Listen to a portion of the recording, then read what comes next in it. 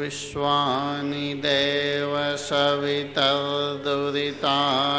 पराशुवे यद्भद्रं तन्न आशुवे।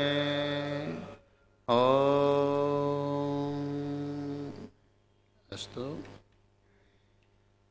हमारी चर्चा चल रही थी आहार योग्य मूल पदार्थ कितने, जिसके अंतर्गत घन, प्रवाही और आज्य पदार्थ विषय पर हमने देखा कि इस जो मूल आहार जो है उसका हमारे शरीर में क्या प्रभाव बनता है।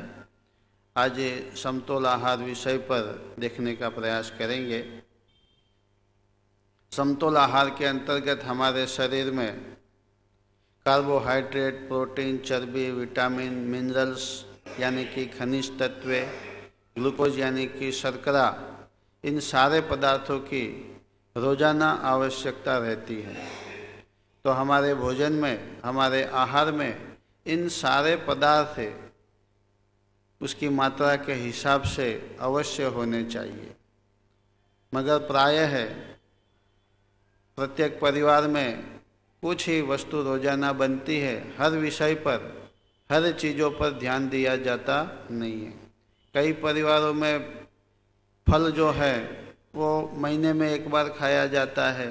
ड्राई फ्रूट जो है, सूखे मेवे, वो तो साल में एक आध बार खाया जाता होगा कि भी सर्दी की सीज़न है तो इसमें खाए, बाकी की सीज़न में छोड़ देते हैं। मगर यह समतोल आहार में हमें सारे पदार्थ जो है रोजाना उसकी नियम के हिसाब से हमें मिलता रहे, इसका हमें ध्यान देना चाहिए। हमारे शरीर में मुख्यतः कार्यरत रहने के लिए कार्बोहाइड्रेट की रोजाना 70% आवश्यकता रहती है।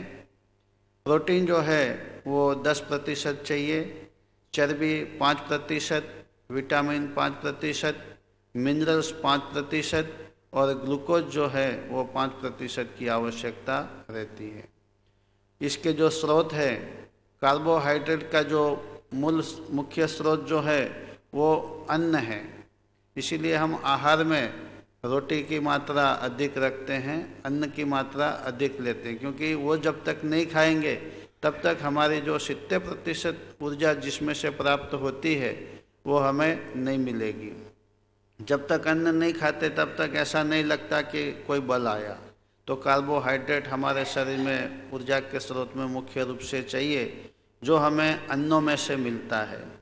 गेहूँ, चावल, मुक्का, ज्वार, बाजरी, जौ, बंटी, बावटो, कोदरी, रागी, इस प्रकार से विभिन्न प्रकार के अन्न के प्रकार जो हैं।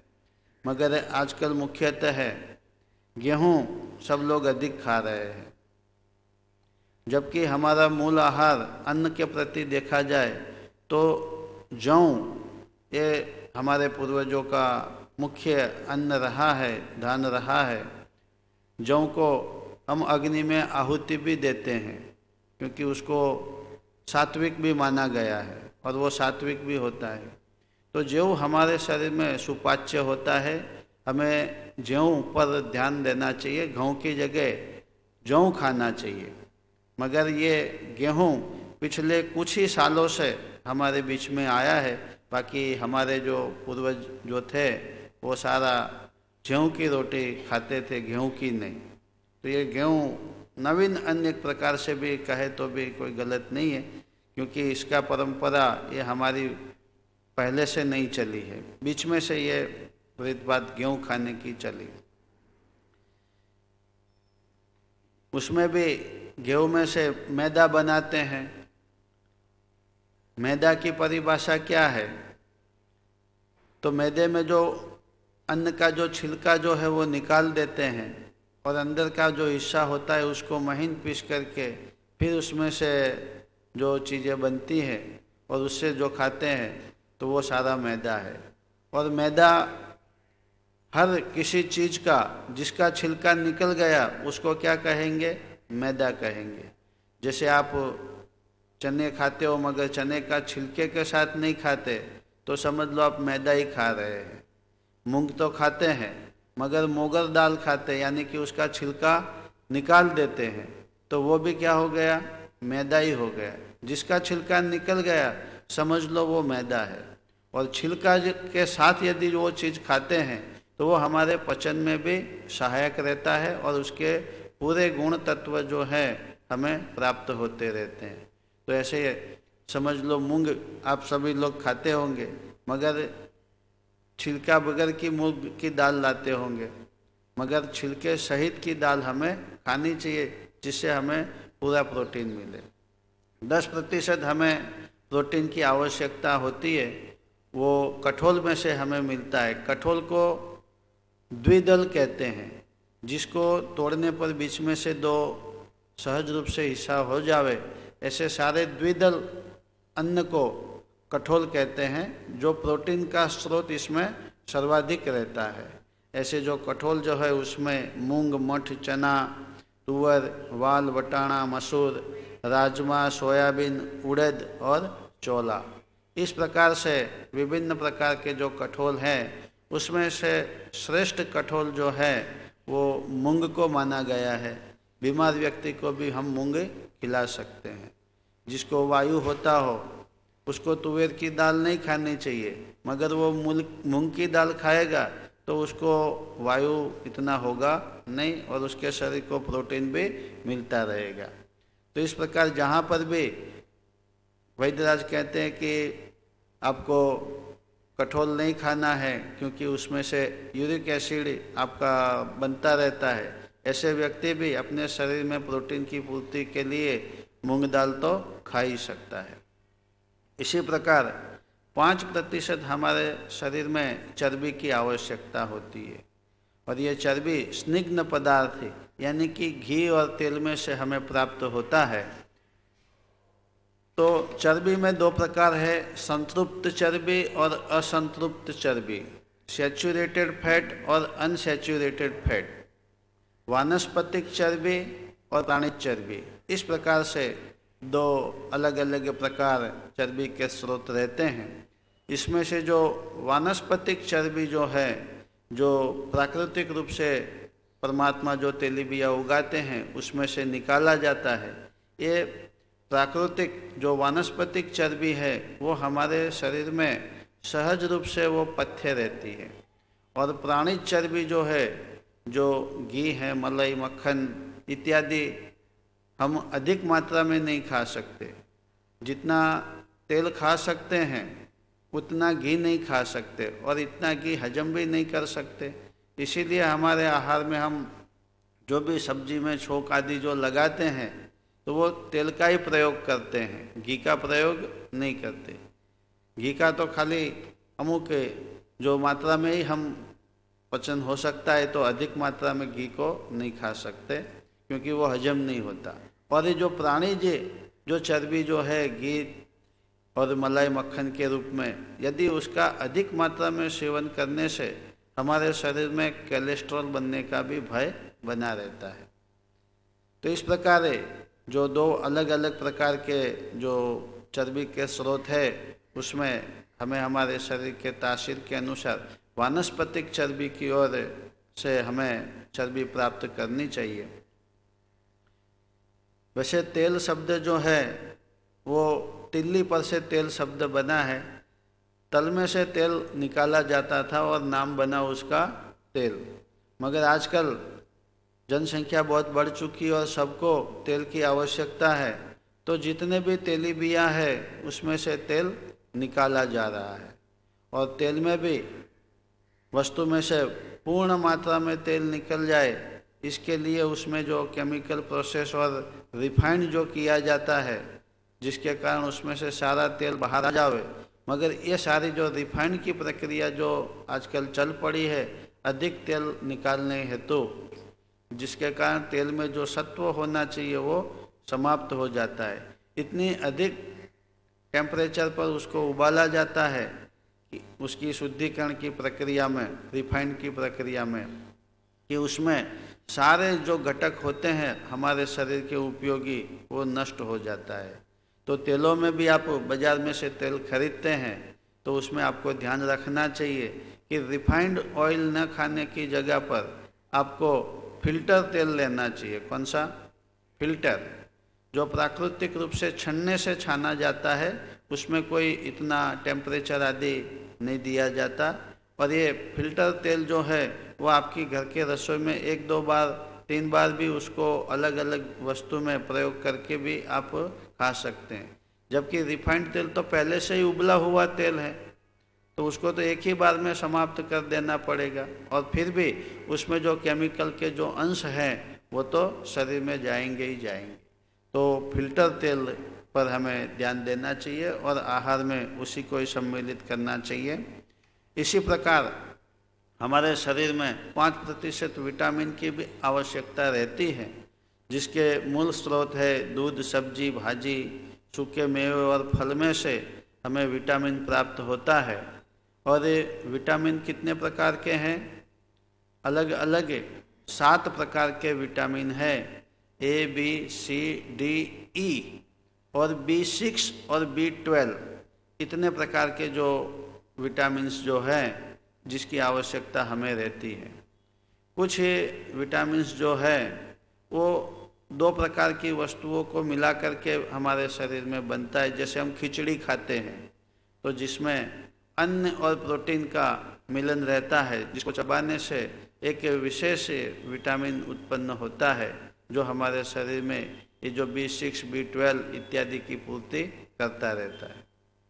इसी प्रकार हमारे शरीर में मिनरल्स यानी कि खनिज तत्व की जो आवश्यकता रहती है वो भी दूध, सब्जी, भाजी, सूखे मेवे और फलों में से हमें मिनरल्स अधिक मात्रा में प्राप्त होते हैं, जिसका हमें आहार में स्थान देना चाहिए। और शर्करा, उसकी भी 5% आवश्यकता होती है, जिसका मूल स्रोत है शहद, फल, गन्ना, गुड़, अन्न। जितने भी अन्न हैं सभी अन्नों में शर्करा तो रहती ही रहती है। तो इस प्रकार जो शर्करा जो है, मगर आजकल शर्करा में हम क्या खा रहे हैं? चीनी खा रहे हैं, सफ़ेद। तो सफ़ेद चीनी का वैज्ञानिकों ने नाम दे रखा है 0 कैलोरी कार्बोहाइड्रेट सुक्रोज। हमें तो ग्लूकोज की आवश्यकता है, शर्करा की आवश्यकता है, जो हमें ग्लूकोज, लैक्टोज, माल्टोज इसकी आवश्यकता है, मगर यह सुक्रोज की शरीर में कोई आवश्यकता नहीं है। उसको लेबोरेटरी में देखें तो भरपूर कार्बोहाइड्रेट यानी कि प्रचुर शक्ति का स्रोत बताएगा, मगर शरीर में कैलोरी 0, यानी कि उससे हमारे शरीर में कोई भी ऊर्जा उत्पन्न होती नहीं है, बल्कि उसको पचाने के लिए हमारे शरीर की ऊर्जा उसमें खर्च हो जाती है। तो शर्करा जो चीनी जो हम आजकल सफ़ेद चीनी बाज़ार में से लाते हैं उससे शरीर में कोई लाभ होता नहीं है।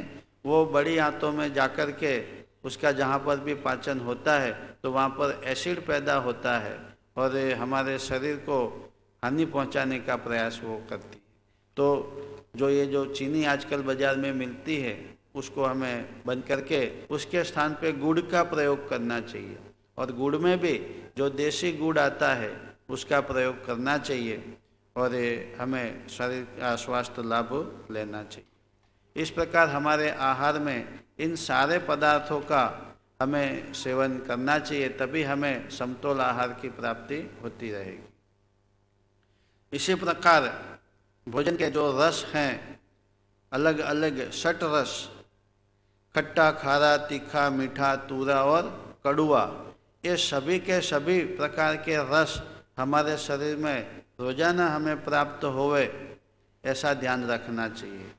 मगर प्रायः हमारे भोजन में तूरा और कड़ुआ स्वाद तो बिल्कुल होता नहीं है, जबकि तूरा स्वाद जो है हमारे शरीर में पाचन शक्ति बढ़ाने का कार्य करता है, और ये तूरा स्वाद हमें हरड़, बहेड़ा, आंवला और इसबगुल से प्राप्त होता है। सुबह में प्रातः काल में आंवले का सेवन, मध्याह्न में भोजन के बाद बहेड़े का सेवन और रात्रि के भोजन के बाद हरड़ का सेवन करना चाहिए।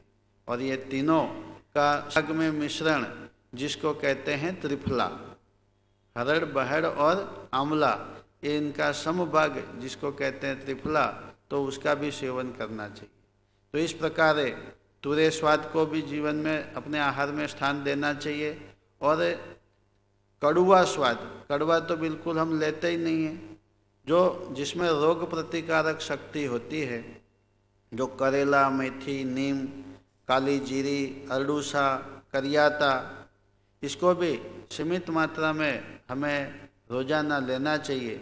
और यदि उसको इस प्रकार से आहार के रूप में नहीं लिया तो फिर बीमार पड़ने पर दवाई जो होगी वो कैसी होगी? वो कड़वी होगी। तो जो रोज़ थोड़ा थोड़ा कड़वा खाता है उसको फिर कड़वी दवाई लेनी पड़ती नहीं है, और जो कड़वा नहीं खाता उसको फिर कड़वी दवाई अवश्य लेनी पड़ेगी। तो इस प्रकार हमारे शरीर में अलग अलग रसों की, सारी रसों की चर्चा न करते हुए मुख्य रूप से समय का ध्यान देते हुए ये 2 रस की चर्चा की।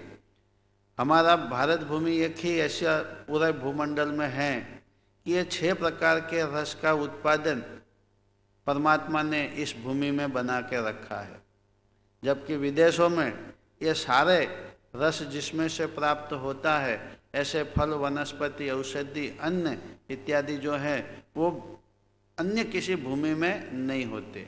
दुनिया भर के किसी भी प्रकार के बीज को हम हमारी भारत भूमि में उगाना चाहे तो उग सकता है, मगर हो सकता है कि यहाँ का बीज किसी दूसरी भूमि में न फले फूले। 6 प्रकार की ऋतुएं, हर प्रकार की भौगोलिक संपदा, यहाँ पर एक तरफ तो हमारी भूमि में बर्फ जमा हुआ होता है तो दूसरी तरफ रेगिस्तान में दगदगती गर्मी होती है, वहाँ नंगे पैर चल नहीं सकते। पहाड़ पर्वत भी हैं और मैदान भी है, समुद्र किनारा भी है, सब प्रकार की यहाँ पर आबो हवा है और सभी प्रकार के रस यहाँ मिलते हैं। तो हमें जीवन में सभी प्रकार के रसों को आहार में स्थान देना चाहिए। इसी प्रकार भोजन की जो थाली होती है उसमें भी 3 अलग अलग प्रकार होते हैं जो आहार हम लेते हैं। सात्विक भोजन, राजसी भोजन और तामसिक भोजन। सात्विक भोजन जो होता है वो शुद्ध, शाकाहारी, ताज़ा, गुणकारी पथ्य और हमारे तासीर के अनुसार, और मिताहार यानी कि अल्प आहार करके उसको हम सात्विक भोजन का नाम दे सकते हैं। इसी प्रकार राजसी भोजन किसे कहेंगे? तो जो भोजन स्वादयुक्त हो, मसालेदार हो, चटाकेदार हो और जिसमें चटनी, आचार और वो आथे वाली चीज़ जिसको इडली, ढोकड़ा ये सब जो कहते हैं, ये सारे राजसी भोजन हैं। और इसका प्रभाव जो है हमारे शरीर में आलस्य, प्रमाद, विलासीनता और चंचलता उत्पन्न करता है। तो राजसी भोजन से इस प्रकार से प्रभाव बनता है। और तामसिक भोजन जो है इसमें जितना भी पैकिंग में आता है जंक फूड, वो सारा तामसिक भोजन में गिना जाएगा। वासी यानी कि सुबह का बना हुआ शाम को वो चीज़ लेते हैं तो वो वासी आहार, वो भी तामसिक कहलाएगा। अंडा, मांस, मछली, कैफी, पेय और जितने भी दूध व्यसन वाली वस्तुएं हैं वो सभी तामसिक आहार में होते हैं, जिसका प्रभाव हमारे शरीर पे तंद्रा, क्रोध, काम, मूढ़ता और पागलपन उत्पन्न करता है। तो तामसिक और राजसी आहार से बचते हुए हमें सात्विक आहार लेना चाहिए। इसी प्रकार हम जो भोजन पकाते हैं तो आजकल वो कुकर में बनाते हैं, तो कुकर में जो अनाज जो है वो पोचा होता है मगर पकता नहीं है। पकेगा कब? जब चूल्हे पर प्रकाश भी मिलना चाहिए भोजन को और हवा भी मिलना चाहिए। हवा और प्रकाश के दोनों के सहारे और नीचे चूल्हे की अग्नि से जो पकता है वो अनाज पकता है। और पकाने में भी हमें ध्यान देना पड़ेगा। जो चीज़ जितनी जल्दी पक जाती है भूमि में, जैसे मूंग है वो 1.5-2 महीने में तैयार हो जाता है, 2 महीने में, तो उसको थोड़ा कम पकाना पड़ेगा। मगर उड़द जो है वो उसको पकने में 3-3.5 महीना लगता है, तो उसको इस हिसाब से चूल्हे पर भी अधिक पकाना पड़ेगा, तब वो पकेगा। तो इसका भी हमें ध्यान देना चाहिए। बर्तनों में आजकल कई घरों में एल्यूमिनियम के कुकर होंगे, तो उसको भी एल्यूमिनियम का कुकर का प्रयोग भी बंद कर देना चाहिए। उसमें भोजन के साथ रासायनिक प्रक्रिया होती है और विष उत्पन्न होता है। आप सभी सामर्थ्यवान है तो आपको स्टील के कुकर का भी आपको प्रयोग करना चाहिए। वैसे तो चूल्हे पर बनाना चाहिए, कुकर नहीं प्रयोग करना चाहिए, फिर भी करना है तो स्टील के कुकर का प्रयोग करें। ये एल्यूमिनियम के साधन बर्तन जो हैं वो अंग्रेज लोग, हमारे जो स्वतंत्र सेनानी जिसको कैद किया जाता था, उनको धीरा धीरा विष देकर के कैसे मार डाला जाए, इसके योजना के अंतर्गत एल्यूमिनियम के बर्तन आए थे। तो अंग्रेजों ने तो हमारे स्वतंत्र सेनानी के शरीर में हानि पहुंचाने के लिए प्रयोग किए थे, मगर आज तो हम स्वतंत्र हैं तो एल्यूमिनियम के बर्तन क्यों प्रयोग करें। तो एल्यूमिनियम के बर्तन को त्याग देवे और तांबे, पित्तल, कांसा, भोजन की आपकी थाली जो है वो कम से कम सोने चांदी की न हो तो कांसे की तो हो ही सकती है।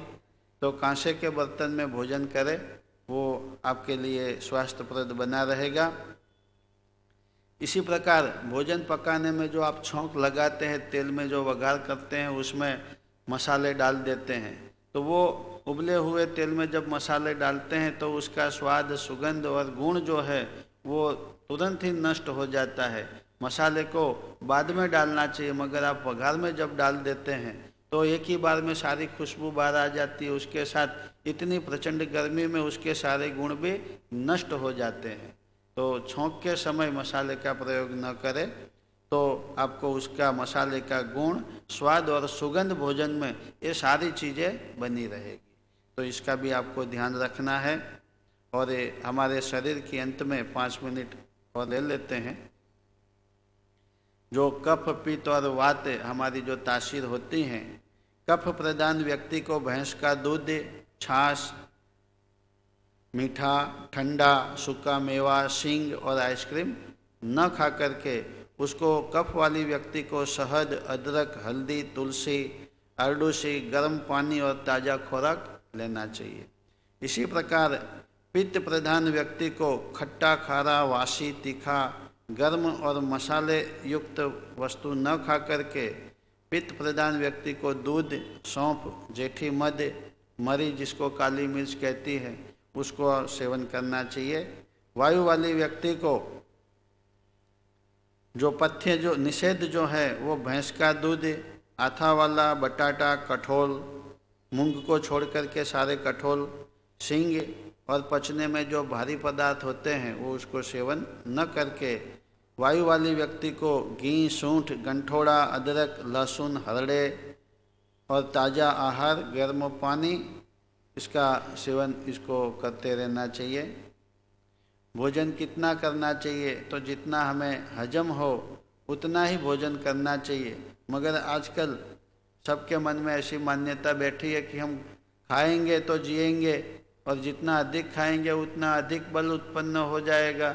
ऐसा मान करके अधिक मात्रा में जब हम खाते हैं तो वो आहार से हमें बल मिलने की जगह हमें आलस्य, प्रमाद उत्पन्न होगा। सूत्र को याद रखें, भोजन खाने से नहीं पचाने से बल मिलता है। तो इतना ही शरीर में डालें जितना हम आराम से हजम कर सके। यदि हमें भोजन के बाद आराम करने की और निंद्रा आती है तो समझ लो कि आपने आवश्यकता से अधिक खा लिया है। विद्वान लोग कहते हैं कि आवश्यकता से एक निवाला भी आप अधिक खाते हैं तो वो भोजन आपके शरीर में विष का काम करता है, जो आलस्य, प्रमाद पैदा करता है। तो आवश्यकता से अधिक भोजन न करें।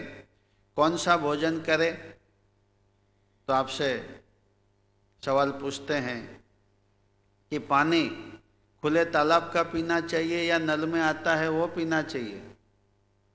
दो में से कौन सा पानी पीना चाहिए?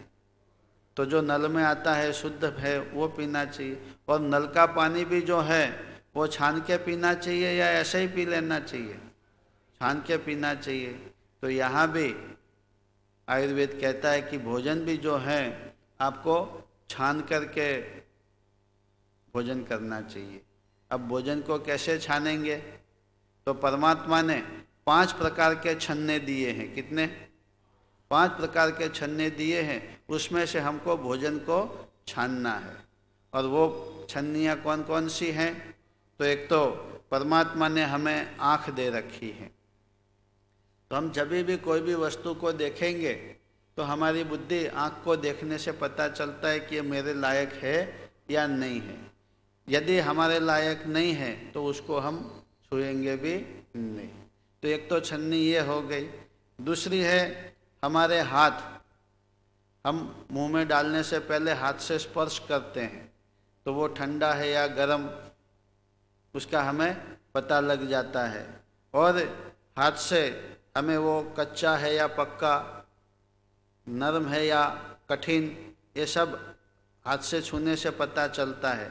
यदि हमारे अनुकूल है तो ही हम उसको खाएंगे, प्रतिकूल है तो हम उसको छोड़ देंगे।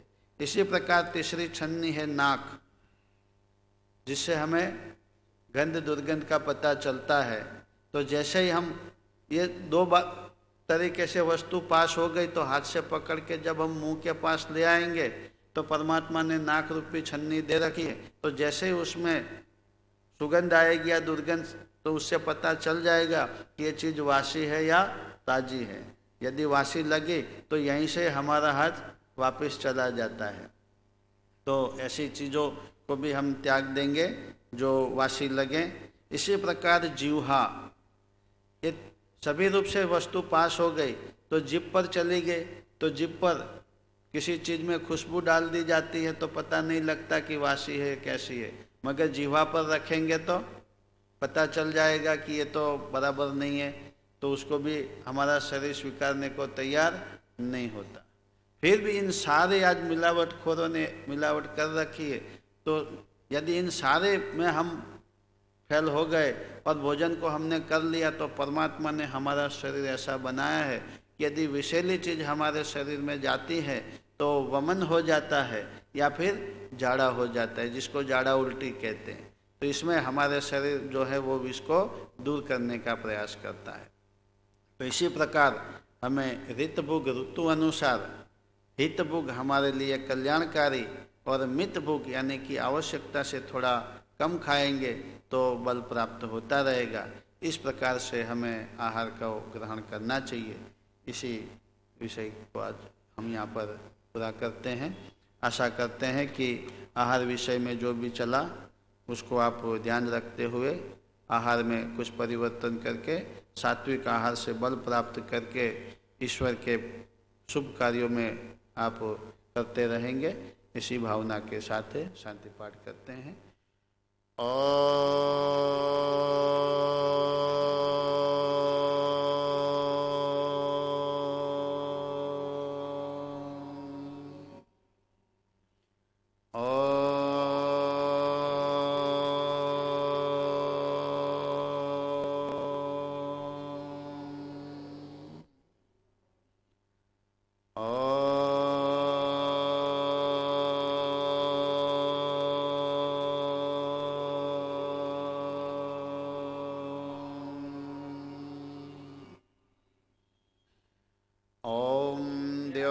शांति अंतरिक्षं शांतिः पृथिवी शांतिरापः शांतिरोषधयः शांतिः वनस्पतयः शांतिर्विश्वे देवाः शांति ब्रह्म शांतिः सर्वं शांतिः शांतिरेव शांति सामा शांतिरेधि। ओम शांति शांति शांति। जय बोले सो अभय सत्य सनातन वैदिक धर्म की जय हो। परम कृपालु परमेश्वर की जय हो। माता पिता की जय हो। महापुरुषों की जय हो। शहीदों की जय हो। गौ माता का पालन करेंगे। ओम का झंडा ऊंचा रहेगा। वेद की ज्योति जलती रहेगी। वंदे वेद मातरम। वैदिक मंगल ध्वनि।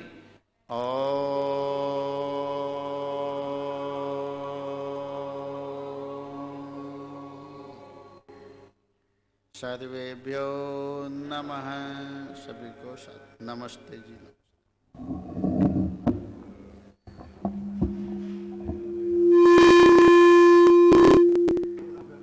नमस्ते।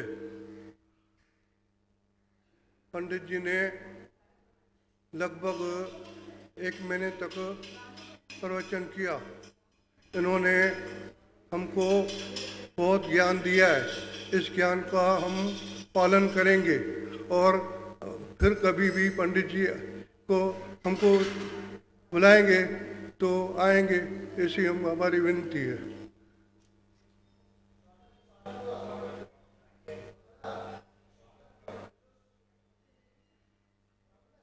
आदरणीय संजय जी ने हमारे पंडित आचार्य शैलेश जी के अनुपस्थिति में बहुत ही खूब मृदु भाषा और शांति तरीके से समझाने का हमको कोशिश किया। हम खूब हमारे समाज के श्रोताओं की ओर से खूब आभार मानते हैं और हम जब भी बुलावें तब आप ऐसी कृपा करते रहेंगे। कल से सत्संग हमारे आदरणीय जो आचार्य जी हैं उनका ही रेगुलर चालू होगा।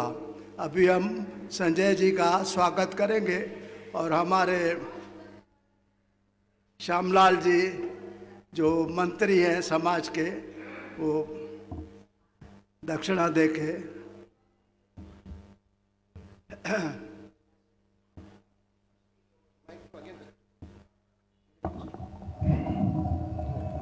ये 2 गजेदर वहाँ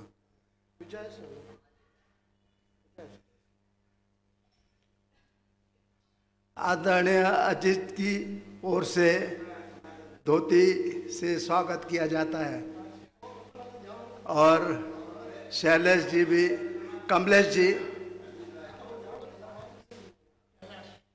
कैलाश जी भी स्वागत कर रहे हैं संजय जी का। धन्यवाद।